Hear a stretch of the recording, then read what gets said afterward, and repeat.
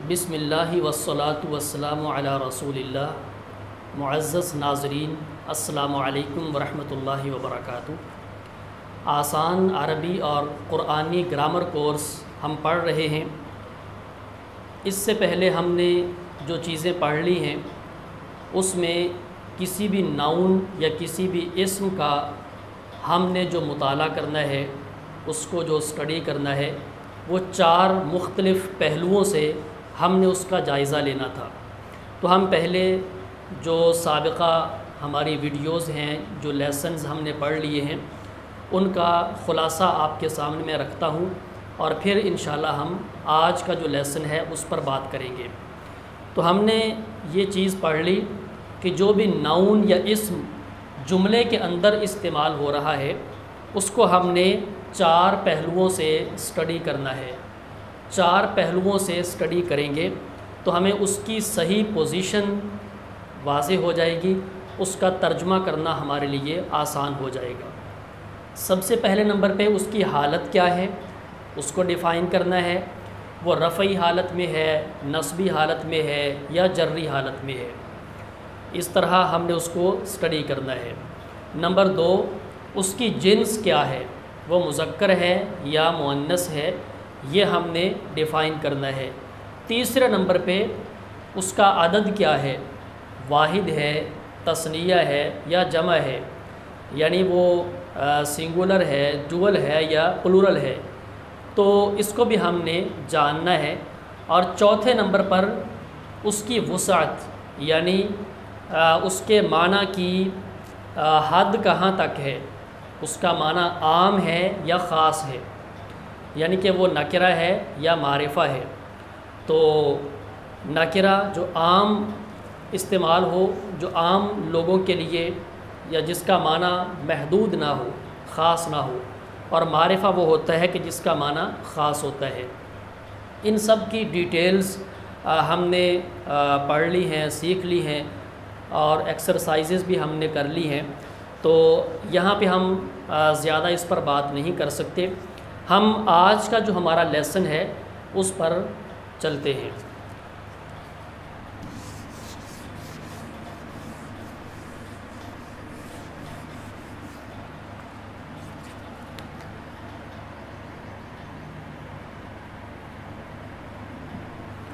آج سے ہم جو بات شروع کرنے جا رہے ہیں وہ ہے مرکب۔ اس سے پہلے ہم نے جو کچھ پڑھا وہ تھا مفرد الفاظ کے بارے میں، یعنی کہ کوئی بھی لفظ وہ مفرد جب استعمال ہوتا ہے تو اس کا ہم نے کس طرح جائزہ لینا ہے اور کس طرح اس کو اسٹڈی کرنا ہے۔ آج ہم جو سٹارٹ کرنے جا رہے ہیں یہ مرکبات، یعنی کہ جب 2 الفاظ آپس میں ملتے ہیں تو پھر ہم نے اس کا ترجمہ کیسے کرنا ہے، اس کو کیسے سمجھنا ہے۔ تو ویسے مرکب جو ہوتا ہے بیسیکلی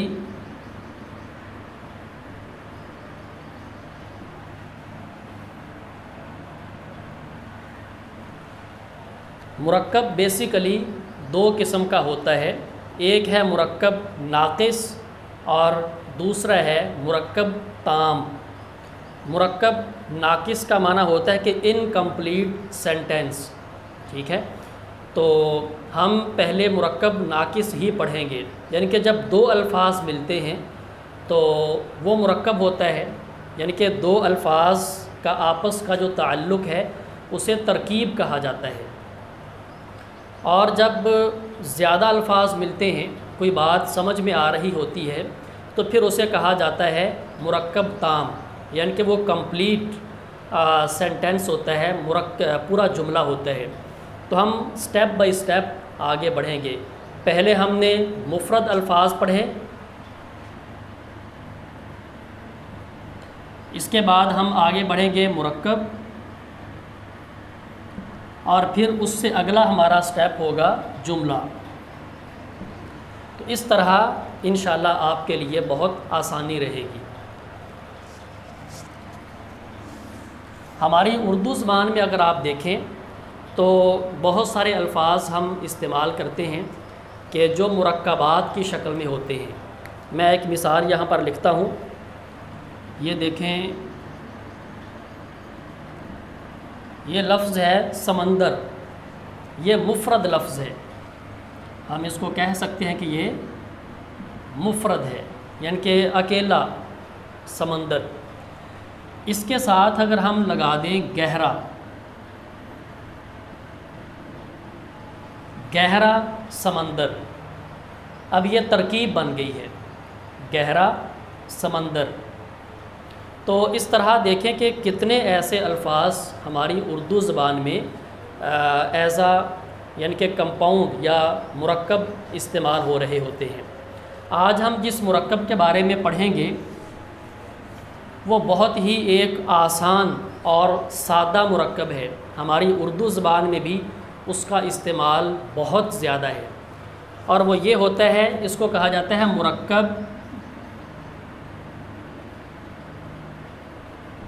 مرکب عطفی۔ آپ اصطلاحات نہ بھی یاد کریں تو کوئی بات نہیں ہے، بات آپ کو سمجھ آنی چاہیے۔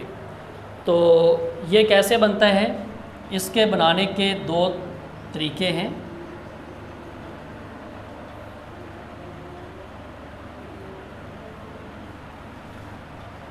کہ دو اسموں کے درمیان وا زبر وا یا او کا استعمال، تو اس سے وہ مرکب بن جاتا ہے۔ مثال کے طور پہ ایک لفظ میں یہاں پر لکھتا ہوں صادق،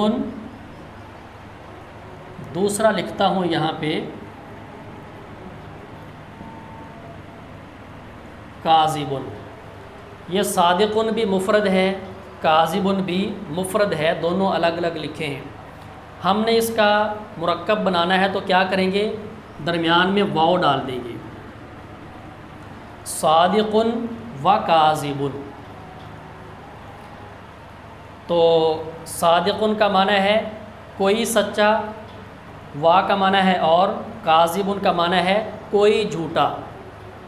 یہ میں کوئی کا ترجمہ کیوں کر رہا ہوں؟ یہ ہم نے اپنی لاسٹ کلاس میں پڑھا تھا۔ یہ اس لیے کر رہا ہوں کہ یہ نکرہ ہے، صادق یہ بھی نکرہ ہے، کاذب یہ بھی نکرہ ہے، کوئی سچا یا ایک سچا۔ یہ جو کوئی اور ایک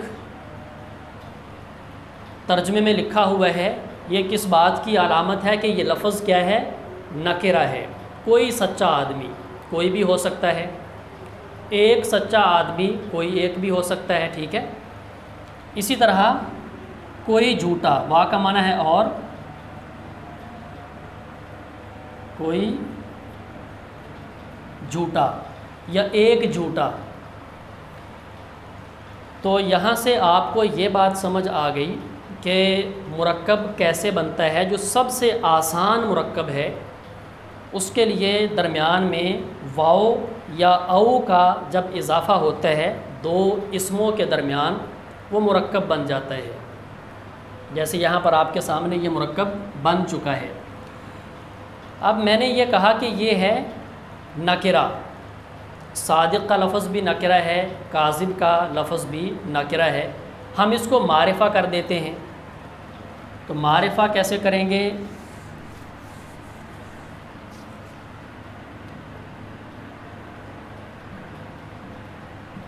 صادق کے شروع میں الف لام کا اضافہ کرنے سے یہ کیا بن جائے گا؟ معرفہ۔ شروع میں الف لام کا اضافہ، اینڈ سے تنوین ختم کر دی، یہ کیا بن گیا؟ الصادق، الصادق، یہ معرفہ۔ اب اس کا ترجمہ کیا ہے؟ سچا، یعنی کہ ایک خاص آدمی، ہر آدمی مراد نہیں ہے، خاص آدمی، الصادق۔ جیسے ہمارے نبی کریم صلی اللہ علیہ وآلہ وسلم کو کیا کہا جاتا تھا؟ الصادق والامین، یعنی آپ کو الصادق کہا جاتا تھا۔ تو الف لام لگانے سے نکرہ لفظ کیا بن جاتا ہے؟ معرفہ، یہ ہم پڑھ چکے ہیں۔ تو صادق کوئی بھی ہو سکتا ہے، الصادق خاص، ہمارے نبی صلی اللہ علیہ وسلم مراد ہیں۔ امین کوئی بھی ہو سکتا ہے، الامین ہمارے نبی صلی اللہ علیہ وسلم ہیں۔ تو اس طرح خاص ہوتے چلے جاتے ہیں۔ جیسے رحیم کوئی بھی ہو سکتا ہے، کسی کا بھی نام ہو سکتا ہے، لیکن الرحیم یہ اللہ تعالیٰ کا نام ہے، تو اللہ تعالیٰ ہی الرحیم ہے، تو اس طرح خاص ہو جاتے ہیں۔ یہ ہمارے ہاں آپ دیکھتے ہیں لوگ اکثر دکانوں پر جب بھی کوئی نام وغیرہ لکھتے ہیں شروع میں الف لام لگا دیتے ہیں، تو وہ الف لام لگا کر اس کو خاص کر دیتے ہیں۔ تو باہر کیف اس میں بہت ساری غلطیاں بھی لوگ کرتے ہیں، میں وہ یعنی کہ بطور حوالہ نہیں دے رہا آپ کو مثال، وہ صرف سمجھانے کے لیے عرض کر رہا ہوں۔ اس کے بعد آپ لگائیں گے واو، الکاذب،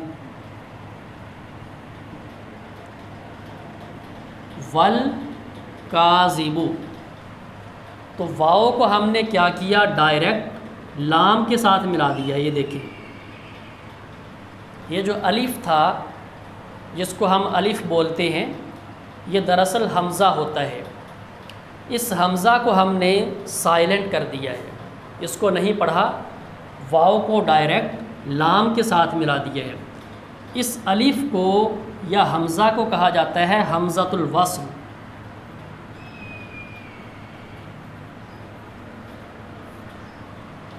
حمزۃ الوصل کا معنی یہ ہے کہ جب ہم ملاتے ہیں اس لفظ کو سابقہ کسی لفظ کے ساتھ، تو یہ حمزہ جو ہے یہ حذف ہو جاتا ہے، یعنی کہ اس کو پڑھا نہیں جاتا، حمزۃ الوصل۔ جیسے یہاں پر ہم اس کو پڑھ نہیں رہے، واو کو ڈائریکٹ لام کے ساتھ ملا رہے ہیں۔ تو یہ مثالیں میں نے آپ کو دی ہیں واو کے ساتھ، تو یہ کیا بن گیا ہے، مرکب، الصادق سچا، والکاذب اور جھوٹا۔ یہاں پہ ہم ترجمے میں یہ نہیں لکھیں گے، یہاں پر اگر کوئی لکھیں گے تو یہ غلط ہوگا، کیوں؟ یہ علامت ہے نکرہ کی، اور ہم نے اوپر کیا لکھا ہوا ہے، معرفہ۔ تو یہ آپ نے جب ایکسرسائز کرنی ہے تو وہاں پر ان چیزوں کا خیال کرنا ہے کہ کوئی یا ایک یا بعض یا کچھ اس طرح کے جو الفاظ ہوتے ہیں یہ نکرہ کا ترجمہ کرتے وقت استعمال ہوتے ہیں۔ ہماری اردو میں بھی واو کے ساتھ بہت ساری مثالیں یا ترکیبات استعمال ہوتی ہیں، جیسے شب و روز، شب ایک لفظ ہے، روز ایک لفظ ہے، درمیان میں کیا آ رہا ہے، واو، یہ ایک یعنی کہ مرکب آپ اس کو کہہ سکتے ہیں، شب و روز۔ اسی طرح جیسے صبح و شام، صبح و شام بھی، لیل و نہار، اس طرح کے الفاظ جو ہیں وہ ارض و سما، درمیان میں کیا آتا ہے، واو۔ تو یہ ترکیبات ہماری اردو زبان میں بھی استعمال ہوتی ہیں۔ دوسرا ہے او، اس کو بھی آپ دیکھیں، یہ مثال ہماری وہی ہے، صادق او کاذب۔ صادق کا معنی ہے سچا، او کا معنی ہے یا، کاذب جھوٹا، سچا یا جھوٹا، یعنی کہ کوئی سچا یا کوئی جھوٹا، چونکہ یہ نکرہ ہے۔ اسی کو معرفہ کر دیں، یہ بن جائے گا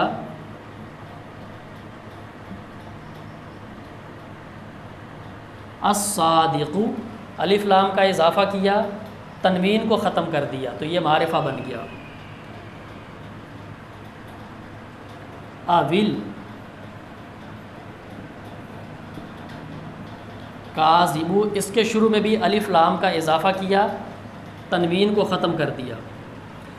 اب دیکھیں کہ یہاں پر ہم نے کیا کیا، اس واو کو اسی طرح ملا دیا ہے لام کے ساتھ، جیسے اس واو کو ملایا تھا ایسے ہی یہاں پر ہم نے اس کو ملا دیا ہے۔ البتہ یہاں پر ایک چیز آپ نے نوٹ کی، وہ یہ کہ ہم نے واو کے نیچے زیر ڈال دی ہے۔ یہ زیر کیوں ڈالی ہے؟ یہ زیر اس لیے ڈالی ہے تاکہ ہم اس کو پڑھ سکیں۔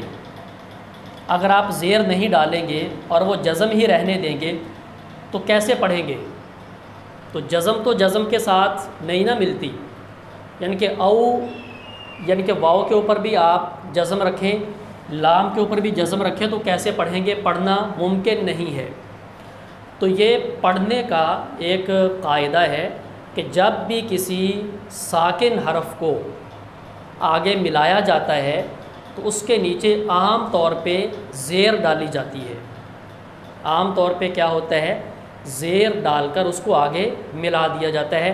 چند ایک حروف ہیں کہ جو اس سے مستثنا ہیں، یعنی کہ ایکسیپشن یہاں پر بھی موجود ہے، لیکن عام طور پر ہم نے کیا کرنا ہوتا ہے؟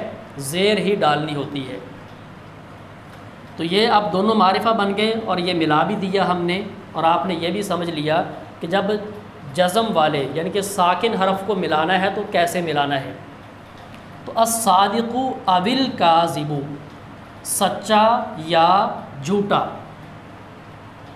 تو یہ ہے مرکب عطفی، اس کو کہا جاتا ہے مرکب عطفی، کہ آپ نے دو الفاظ کو یا دو اسموں کو یا دو ناؤنز کو ملایا ہے واؤ کے ساتھ یا او کے ساتھ۔ تو اس کی ایکسرسائز آپ کے سامنے اسکرین پہ شو ہو رہی ہے، کچھ الفاظ بھی آپ کے سامنے اسکرین پہ آ رہے ہیں۔